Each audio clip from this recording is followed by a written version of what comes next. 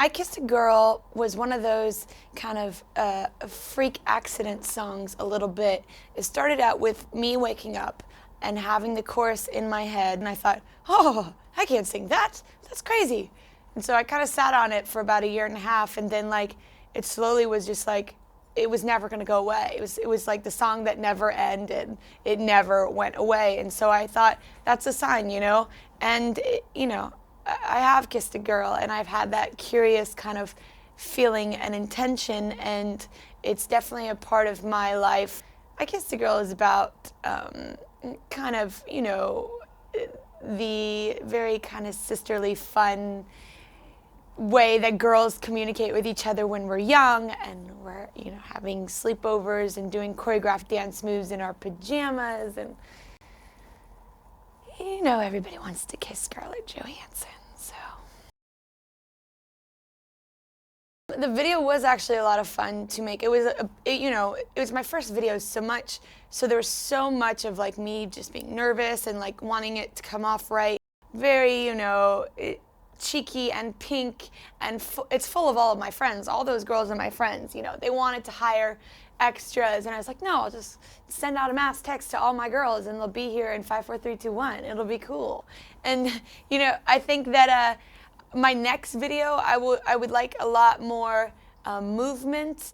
When you see my live show, I'm tumbling around the stage, so I'm not always just stuck on a bed, doing my boop boop boop boop boop thing, But my favorite moment was having my cat there, Kitty Purry, and she was a little freaked out, but she was fun. She needed that cameo to up her MySpace status. I really have an enjoyable time of singing in the shower, and I will make up songs in the shower. But I don't have one strict way that I write. I do watch people and listen to their conversations and pick up on their catchphrases and kind of jot it down in the back of my memory bank.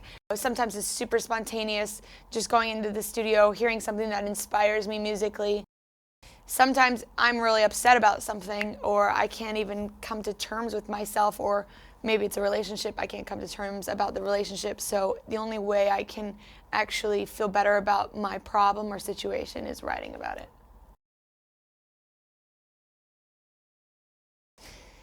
My favorite song on the album is a song called Thinking of You.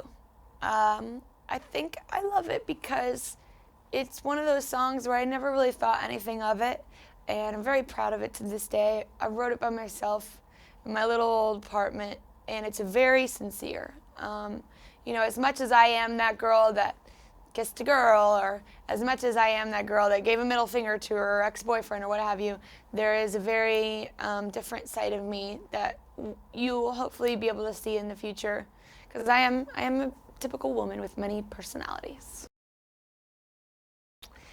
Waking Up in Vegas is a song about spontaneity. In living in Los Angeles, you get the opportunity to have a couple of beers, and if you want to go to Vegas, you get in a car, you have someone drive you, mind you, and you go to Vegas, and probably halfway in you're like, why did I decide that this was a good idea? But it doesn't matter if you're going to Vegas or anything. When you're going to get it into like a hairy situation, you just got to go for it. It's like toilet papering somebody's house. You're going to get caught, but you just do it anyways. My idols are wide-ranged. My very biggest idol and influential person in my life as far as music is concerned was Freddie Mercury from Queen, being very flamboyant and colorful and really being himself. Then I started listening to the Beach Boys, then I started listening to Heart, Jonathan Brooke and Patty Griffin and Jeff Buckley and Alanis Morissette, Jagged Little Pill. Most definitely. How everybody has that one quote of like, I like everything besides country. I'm like, hells no, I love Carrie Underwood. I like everything. If it's a good song, I don't care if it's metal or if it's polka. It's a good song, it works. The ultimate dream band. This is gonna take a second.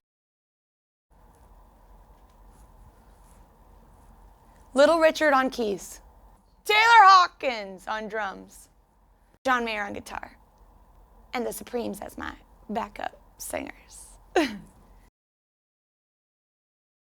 When I had a bunch of girls on stage singing I Kissed a Girl, and just watching people like crowd surf and get crazy like bananas, that's insane. But there was one girl that's getting her whole back a mural tattoo of the album cover, and she's just started, and she has one of the boys on the top already, and some stars and the birds, and that is dedication.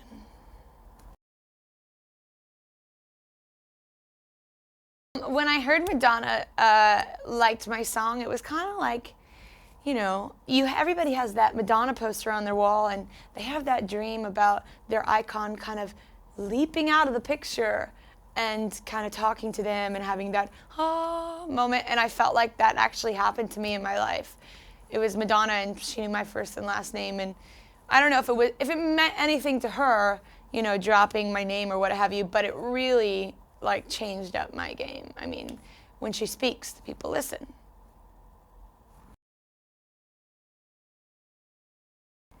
The most flattering comparison that I've heard, I hear Joan Jett a little bit here and there. And I think we have the black hair and the kind of rocker appeal.